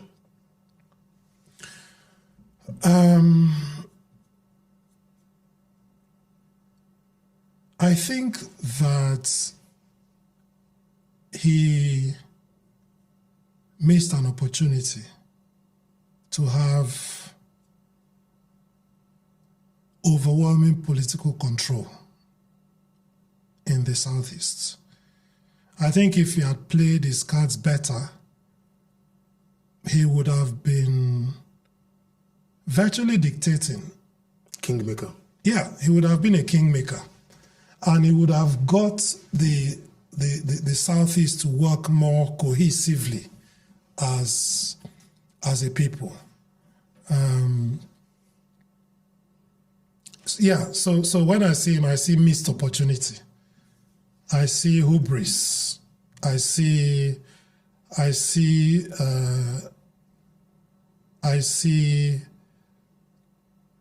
a lack of understanding about the power of politics.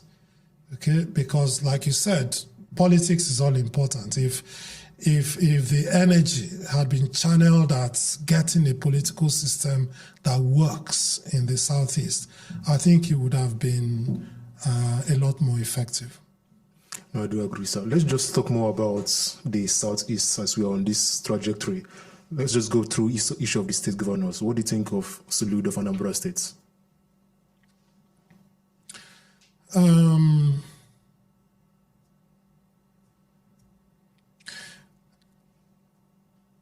Let's say I'm beginning to doubt the benefits of having intellectuals like me in power. Yeah. I'm beginning to doubt that intellectuals, well, let me claim to be an intellectual too, but let me include myself in that classification. I'm beginning to doubt that. And the reason why I say so is this. The level of development that we're currently at as a country, needs a certain level of street awareness that a professor may not necessarily have. So you need to be a bit of a street fighter, and that's why you will see Umahi's done very well in infrastructure. Wike, whatever you think about him, did very well in infrastructure in Port Harcourt and all of that. So, but yeah, I don't know enough about about Anambra, but a number of Anambra people that I've spoken with feel that he has not lived up to the expectations that they had. Sometimes I think perhaps that they fail to understand the limitations around it, because you can't turn Onitsha into Dubai in 8 years. It cannot be done. It can't be done. Doesn't matter who you get. If you get the ruler of Dubai into Onitsha today, he cannot turn it into Dubai in 8 years. Can't be done. Okay? So there's that aspect of it. There's the fact that he's had to, I'm not making excuses for him, but I always have a balanced view of these things. He's had to battle with a lot of insecurity issues in the first few years of his governorship. But Onitsha, Nnewi, Awka are hubs of economic activity. And you think, no, but there could have been more efforts, right? There could have been more effort in these economic zones, economic hubs, to, even if it is not Dubai, you've turned it into, to at least have set it on the trajectory. Abuja or Lagos, Lagos, to set it on the trajectory to get there. Yeah. How about way through of Ebonyi State? That's the state you're from. So I'm sure yes. You know So I'm from Ebonyi State, and I'm a member of the governor's economic team. So my views are likely to be biased. So as you know, as an academic, it's always good to express your biases up front. I think that Governor Mai laid a very solid foundation for Governor Nwifuru to build on, and I think that his focus on improving healthcare, improving education, improving social protection are well-founded. I think that we all collectively need to do more to raise the level of economic activity in Ebonyi. So we have the infrastructure. We need to apply our minds. Okay, so how do we utilize this infrastructure and focus on what is the competitive advantage that Ebonyi has? So Ebonyi has a lot of agriculture. How can we apply our minds so that all these beautiful concrete inner roads that we have are used to bring goods out of the farms? And, do we have a facility to process them so that things that are coming out of the farms are just not going bad? We have a leverage on rice. We have a leverage on yams. How can we make sure that we're able to export? If you look at yams, for instance, you go to an African shop here in London, and most of the yams you buy, you see made in Ghana. They are not. They are from Abakaliki. Wow. But because we haven't sorted out the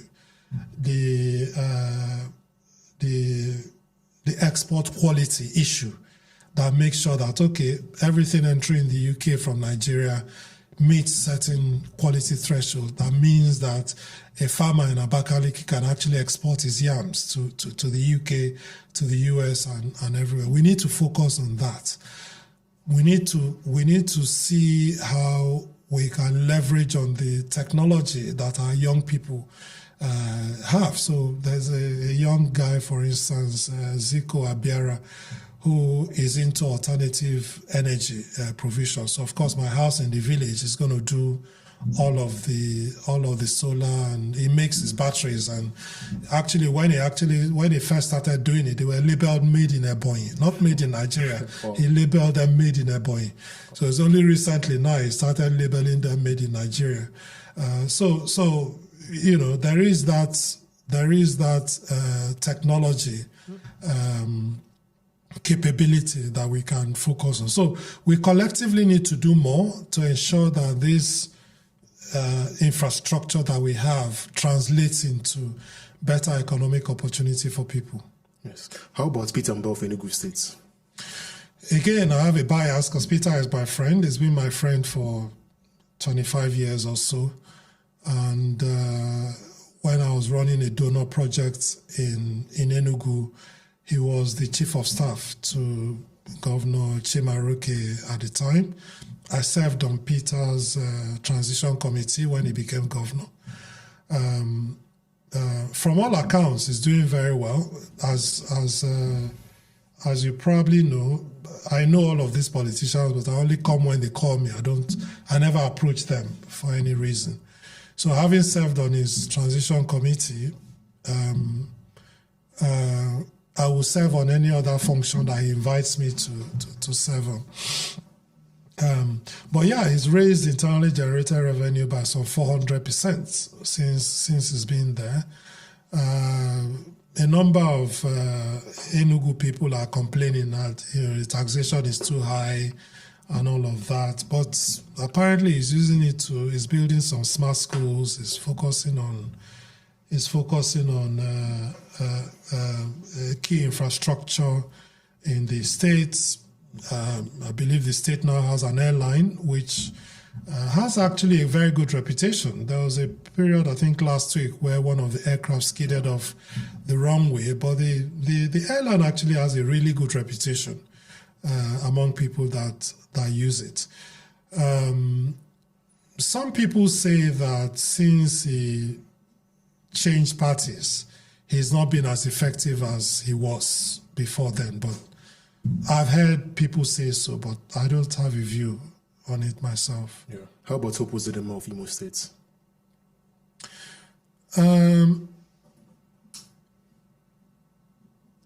I believe that he's the chair of the Progressive Governors Forum, and I think, if I'm not mistaken, that Imo State was the first one to go to the current ruling party, if I'm not mistaken.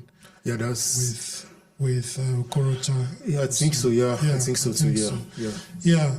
I understand that that Owerri is developing. I think that, there's also been a serious issue of insecurity in Imo State in the first few years of his governorship, or the first term of his governorship.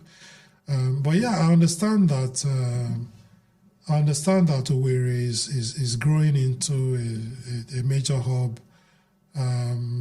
But yeah, that's what I hear about Imo. I don't hear a lot of negative things anymore. I used to in the first term, where people called him Supreme Court governor and all of that. Abuja governor. Abuja governor. But he appears to have won his second term with a landslide. So he has his own mandate, and then people say that he's doing okay. How about Alex Oti, Abia State? So I think Abia is in the situation, or was in the situation, that Ebonyi was in for its first 16 years. So people say that Abia didn't have a governor for the first 24 years. Yeah. And so, and they now do. So when that happens, of course, the citizenry are very enthusiastic about it. And others will say, but those are just basics. Why are you celebrating what we had 24 years ago? But they have every right to celebrate it.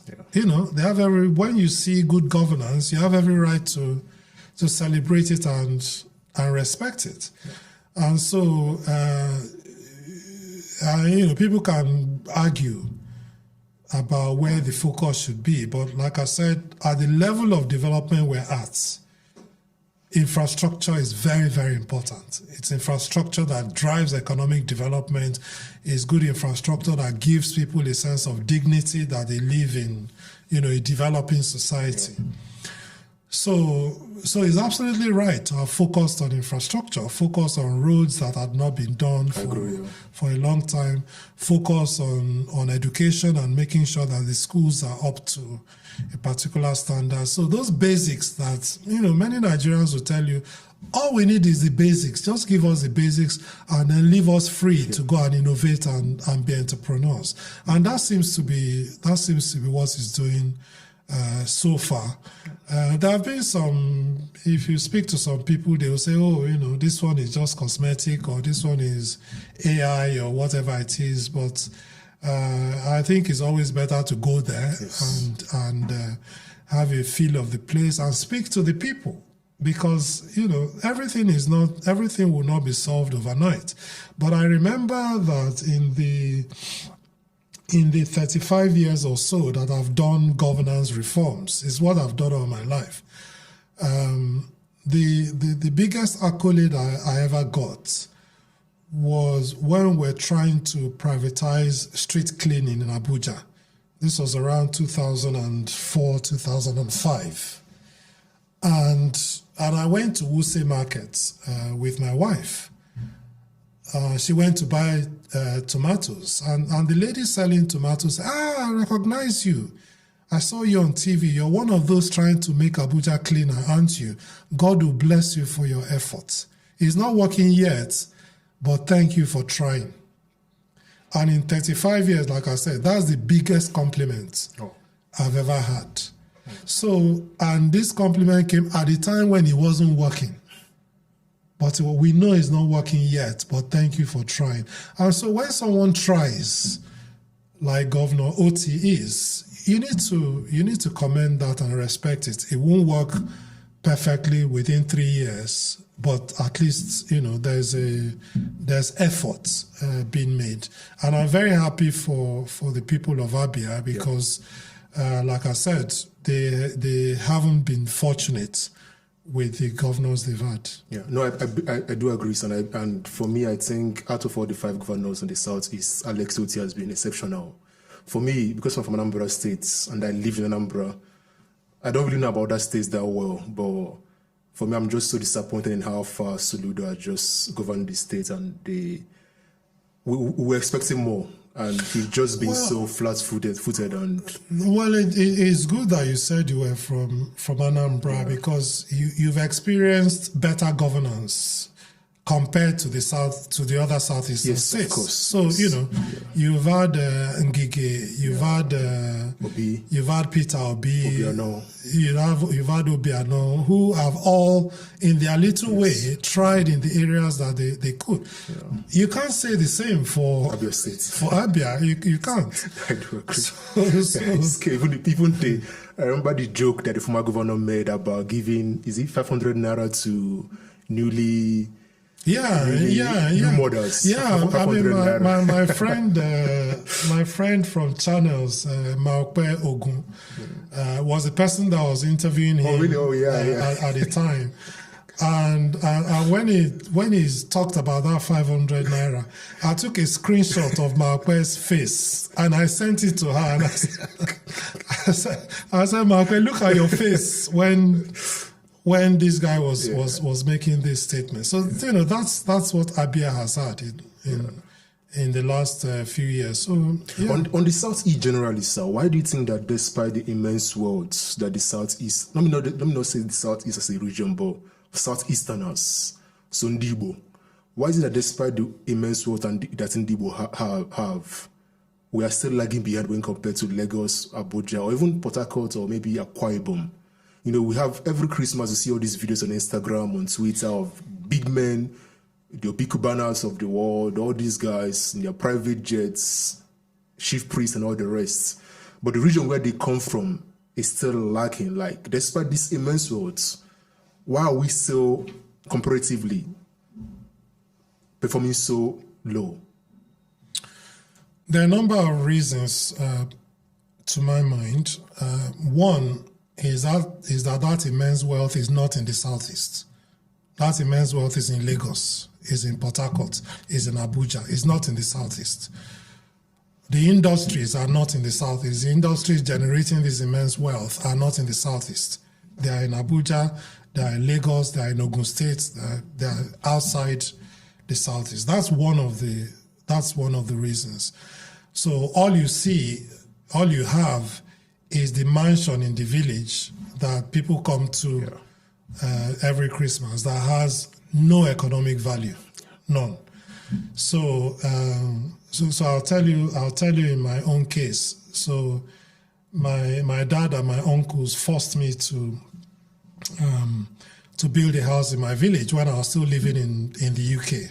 And they said, look, you're an Igbo man, you must build in the village. So I did. I built a 4-bed bungalow in the village. And then when I moved back to Nigeria, my uncles called me and said, thank you for the house you built for us. So, we're very grateful. We're very happy that even while you were abroad, you built a house in the village, but there's a little problem. So I said, what's the problem? He said, you've built the house in your father's compound. And if your father had built in his own father's compound, how would the village develop? So you need to go and start your own compound. You're at such a level that you should actually have your own compound. So I've gone and bought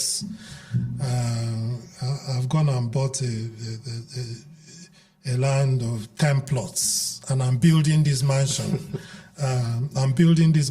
There. And every day they point to it, that's our house, that's our house, and it makes us proud, and all of that. And then somebody will say, oh, but your children, there are 2 girls. Why are you building such a huge mansion when you only have girls? And I said, me, that I'm a boy, I didn't inherit anything. So even if I had a boy, I don't want my son to inherit anything. I want him to go and build his own, And I've said to my girls, well, when I die, do with the house whatever you want.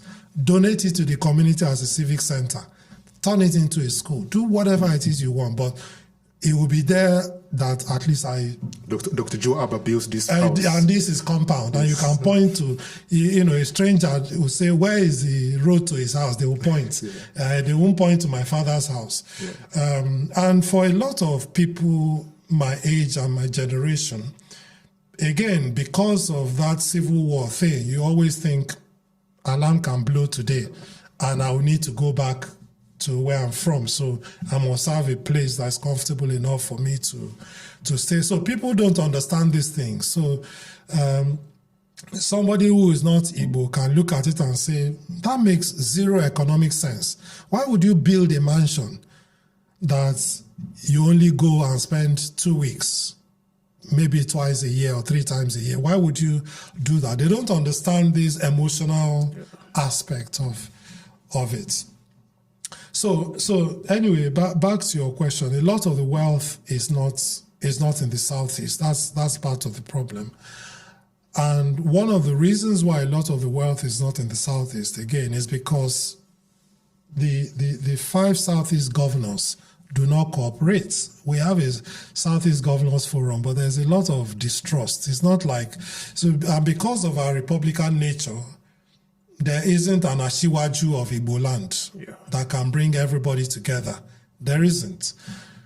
Our traditional rulers are basically civil servants. They get paid by the government.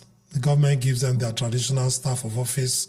Without that, they can't be traditional rulers. So we never traditionally had kings anyway in our place. So it's a bit difficult to get them to think together as a group, to start thinking about things like, should we all come together and have a railway system through the whole of the Southeast? Should we have, instead of each of us setting up a different state university, should we have the one in Anambra as a center of excellence for medicine, the one in Ebonyi as a center of excellence for engineering? Should we have, things, that kind of thinking is not happening yet. The third is that we don't have access to water. So you mentioned Port Harcourt, you mentioned Lagos. They both have access to ports. We don't have. We are landlocked as a people. And that's why when we're growing astronomically as a region, Port Harcourt was part of that region. So we had access to the sea. Now we don't. And then part of the feelings of marginalization and discrimination is what appears to be an unwillingness of the federal government to encourage the use of other ports apart from Lagos. So you have all this congestion in Lagos, and but you think, okay, but why is One not as busy? Why is Port Harcourt not as busy? Why is Warri not as busy as Lagos? Should somebody from Onitsha be taking a container from Lagos across the country to the southeast when you can have you can have a barge from One bring the thing to Onitsha, if you develop the ports there. So that has been a major problem. Another problem, of course, has been the recent insecurity in the southeast, where a lot of prominent people could not even go home. They couldn't even go home for Christmas. They couldn't even visit. And so you wonder, okay, so how can people say that they are agitating for us when we are the main targets of all of the violence? Yeah. So it just makes it really, really difficult. So I think it's a combination of these various issues. So speaking about business, one of the things that I've struggled with is the lack of national profile, or rather, not just rather, lack of national and international profile when it comes to Igbo businesses. So obviously you have Dangote, you have Bua, you have other businesses that have an international profile. And one of the stories that come to mind is the Dangote versus Ibeto saga. I've always wanted to ask an elderly person, someone of your age, I don't know if you followed this, what do you think happened between Dangote and Ibeto, and why are we as Igbo, why don't we have an international facing business? You see the same issue with Innocent as well. Innocent struggles, and maybe it's partly due to himself or whatever, but Innocent has been there for years now, and still there is no national profile, there is no international profile. But Dangote, Bua, these guys go in and they scale massively. Compared to us, we're just playing at this local level or even sub-local level. I don't know the story between Ibeto and Dangote. I haven't followed it. I have a bit of an awareness of the Innocent situation, because as DG, I got a waiver to buy a vehicle, and of course I bought an Innocent.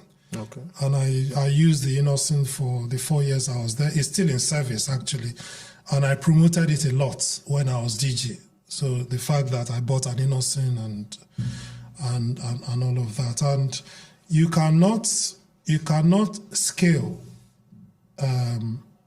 unless the government puts in a regulation that says the Nigerian government will use locally produced vehicles. So long as you're having 109 senators and 360 legislators buying Toyota or Lexus Jeep, there's no way.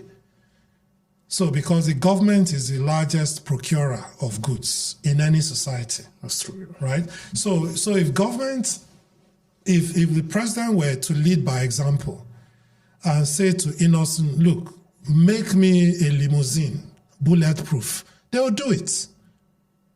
They will do it. Innocent has produced buses, he has produced tanks for the military, he's produced military hardware for the government. So it's just not having enough of that government backing. So imagine, like with Dangote now, at various points, there has been a ban in cement importation, ban in sugar importation. Why don't you ban vehicle importation and not see Innocent expand exponentially? That is the challenge that I think that we're facing. The same thing with what's this guy that does computers? That I remember his name. He produces locally made computers? Yeah. Wow. Igbo man. Okay. That does computers. I had no idea. Oh yeah. He's been there for a long time. Okay. So I remember his name, and yeah, yes, it's not going to be as good as those done abroad from day one, but China started like that, Taiwan started like that, Korea started like that, right? In fact, saying something is Chinese made is still derogatory. I think it's changing. No, of course it's changing. Of course it's changing, because they make everything now. There's no shop you go into in the US that everything there will not be made in China. So yeah, but they started like, so we too could have started like that, and try to improve on what we produce. So again, you needed government to say all of the Nigerian public service can only buy computers from here. In the same way as, like I said, cement was banned and rice importation was banned, and all of that was banned for some of these people. It's when you can scale nationally that you can now think of, okay, I can go to Ghana, I can go to Kenya, I can go to this other place and take over the market there. So I do not think that entrepreneurs from the Southeast have had the same backing or the same opportunities like some of these ones that you've mentioned have had. Yeah, but what do you think of my own? I do agree with you, sir. But my own, I wouldn't say it's a critique of what you said, but just like a feedback and observation is where does agency come into play? And it kind of relates to my next question, which is you have Nigerians who are always going back to is the MI6 or the CIA that is the reason why Nigeria is underdeveloped. Like you have this external influence on Nigerians. My own pushback on that would be MI6 or CIA, they're not holding their gun to, they didn't hold their gun to Kowa said, Kowa stole almost $1 billion in Delta State. They're not holding their gun to Soludo said or Tinubu said. Like these governors and presidents have agency. They are the ones that can on their own decide to do well for their country or for their states. And apply the same, again, is the feedback and observation to what you just said, which I agree with. Apply the same framework to the businesses. Why can't Innocent find a way to, okay, maybe I have to finance the next president's campaign. Maybe I just have to. Because if I keep going like this, now you have the Chinese coming into the marketplace. For me, my own outlook on Innocent is done. They have no chance at all. Once the Chinese find their grip on Nigerian markets, it's almost as best as just shutting us down, because they're not going to have a chance at all. Once the Chinese figure out the Nigerian market, they're making better Chinese cars. I'm already seeing Chinese cars in Nigeria, and they're cheaper than Toyota and Lexus, and they drive well, they look nicer. So why not Innocent say, I may have to put in, I don't know, $200 million in the next presidential campaign. And then the informal agreement will be, I'm going to give you this money. And then I'm not saying this thing is right or wrong. My own view of this is how Nigeria is today. If I'm to survive as a business, maybe I have to back a campaign and hope for the best. But what would you say? Is that what Dangote and Boa have done? I don't know. I don't have any fact to prove it, but I'm sure Dangote supports politicians. I mean, you see what he's doing with the next governor of Ogun State. I mean, he's going to win the next governor of, I don't know, the current governor, I don't know if I've forgotten his name, but you could see the way he's supporting, not Adeleke, the one in... Ogun, okay. Ogun. Forgotten his name. He made this, I remember this word because Tinubu made the local speech in Ogun State. He mentioned his name. I've forgotten his name, governor of Ogun State. He said, I supported you and made you governor of Ogun State. Dapo. Yeah. So you see what Adangote is doing with Dapo's, who I'm sure the person that Dapo is bringing out is going to win. I've forgotten his name. But Dangote is seriously pushing that guy. The reason is I believe Dangote has a lot of interest in Ogun State. So he's deeply involved, and because he had issues with the guy before Dapo, because the guy before that kind of messed him up. And now he's ensuring that Ogun State is secure for... this is how Nigeria works, right? So maybe as Innocent, you're sitting back, you're looking like, how do I make my business grow? And how do I make Innocent a household name? How can more Nigerians buy more Innocent cars? You're right. The president will have to put in a restriction on imports of cars. The Chinese are going to come to him with their own pressures. You're going to have the Toyotas, the Japanese come with their own pressures. You're going to have... So maybe I need to put my money? I don't know. What do you think? I don't know enough about it. I don't know how these businessmen affect politicians or the relationships they have with each other. I think my guess would be that most of the big businesses are in bed with the politicians. Yes. And my guess would be that they hedge their support. Yes. So they support everybody because they don't know who's going to win. Smart. Okay, so they support this person in case, they support that other person in case. But one thing that we should ask is, has the success of these big businesses benefited Nigerians? Has it? Has it made cement cheaper? Has it made petrol? Cheaper? Has it made sugar cheaper? Or are we just making money? Is the country just making money for certain individuals? And so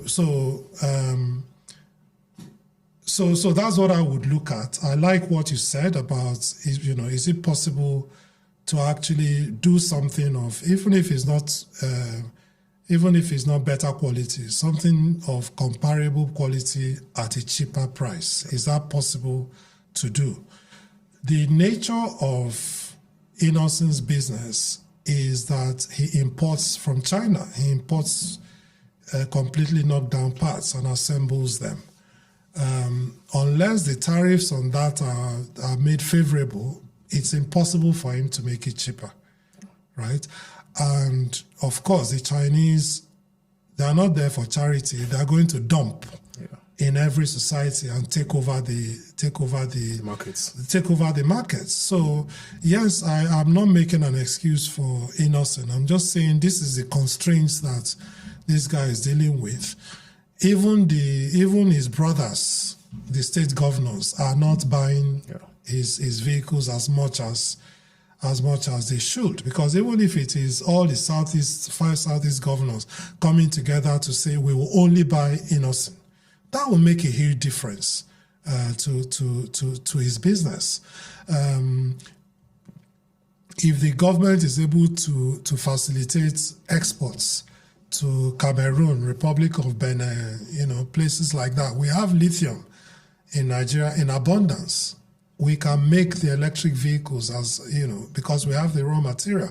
Like I said, if we task people to say, look, sit down and make it, I give you 2 years or else, they will make it and it would work.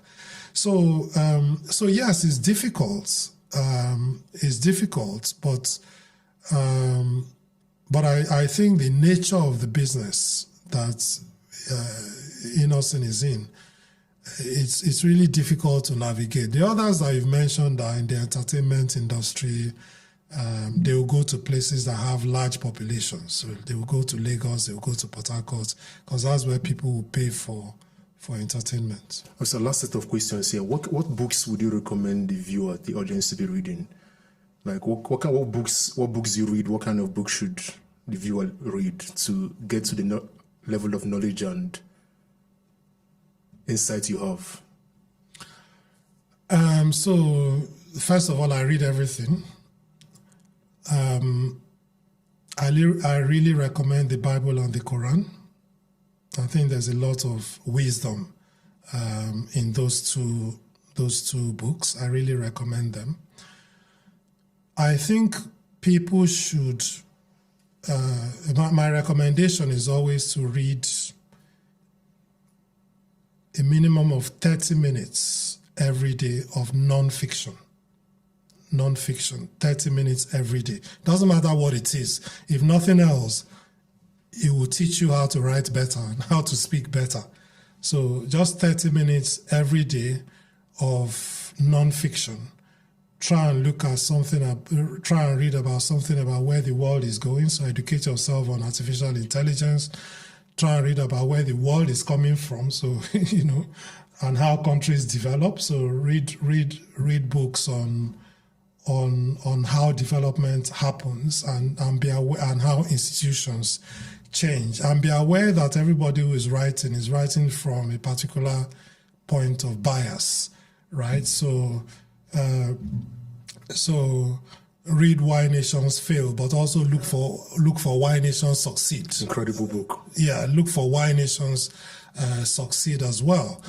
Incredible book, yes, but it talks about it follows a certain path dependence theory, that the decisions you've made in the past are things that will affect your future. But South Korea has also been colonized. It's an advanced country today. Dubai was a fishing village in the middle of the desert. So you can overcome. Yeah. You can overcome your path dependence. You can overcome your history, and do better. Singapore had been colonized. It was a small country that nobody wanted, carved out of Malaysia and elsewhere. It's become one of the major cities in the world. So read about things like that. Read about how humans behave. So I take a lot of interest. I have a certificate from Harvard in behavioral science, because it also gives you why people do the things they do and why they do them. So I read everything. I try to be a rounded human being. And so, these are the recommendations I'll make. Thank you, sir. Last question. If you had 3 guests to recommend for the podcast, who would they be? 3 guests to recommend for the podcast. I think you've already had one that I would recommend, which is Professor Wale Soyinka. Okay. I think he's a very, very interesting... Yes, I really enjoyed having him. Yes. Yes, I think he's a very interesting person. Yes. I would highly recommend President Obasanjo, if you can get him. Yeah. He granted me an hour's interview for my PhD. Wow. We ended up spending 5 hours together, and he is one of the most intelligent persons on this earth, as far as I'm concerned. I think he's one of the most intelligent people, one of the most patriotic as well. Of course, he has his own flaws, like every intelligent person. They have their own flaws, but I would highly recommend if you can get to interview him. I would also recommend a young man, Benga Agbola, who leads Flutterwave. I know Flutterwave. Okay, so the payment system. I think he's an example of what 100%. Young entrepreneurial Nigerians can achieve. Yeah. And then I also think this guy that I think also Chief Innocent Chukwuma of Innocent. Yes. I think he will give you a very good insights about the question you asked about, yes. Why are people not as global in terms of their business as others? Because this was somebody that, started from scratch and, put together motorcycles, and now he's doing vehicles, and now he's doing gas-powered buses, and is building for the military. I think he'll be a really good person to talk to. No, thank you so much, sir. It's really been an honor to do this. I want to just thank you for making out the time, and I also want to thank you for being kind and the feedback. I like the feedback you give on Twitter. I like what you do on X, talking to Nigerians, which I think is important. Many public policy people in that field don't get street level information and just do things off the cuff. And I like how you interact with Nigerians. Comes with a lot of abuse. Is there anything you're working on you want to promote? Do you have any book? I don't think you have a book yet, but is that you writing a book or? Yeah, I mean, I'm turning my doctoral thesis into a book right now. Okay. And and you know, my thesis is titled "Strong Organizations in Weak States," Okay. and it's available online actually. And the whole ethos of it is that no matter how dysfunctional an environment is, some things can still work. Yes. And that is the message of hope that I want to end this podcast with. So that book should be out soon. I'm finalizing it. I've been threatening to write a book on governance for the last. You should. It must be for the last 8 years or so. Yeah. And people say to me, "Oh, but you can use a ghostwriter." No, but it's not the same. The things that I want to say cannot be articulated for me. Unfortunately, I just haven't had the time yet. But I think with the advancements in technology now, I can just speak, and you know, software would turn it into a book for me. So I hope to do that soon. But I do have a book out called Nigerians in Theory. Okay. And it's from a behavioral science angle and tries to explain how Nigerians behave. Okay. It was on Amazon, but I think it's sold out now. I'm going to put a link to it so that people can. Okay. So hopefully you just restock it so that people can. And so it tries to explain how Nigerians do things. So as an example, and it does it in a humorous way. So an example, you say anybody that calls you chairman is about to beg you for money. And you say that at a workshop, anybody that taps the microphone twice and blows into it is going to make a long speech. And then he says that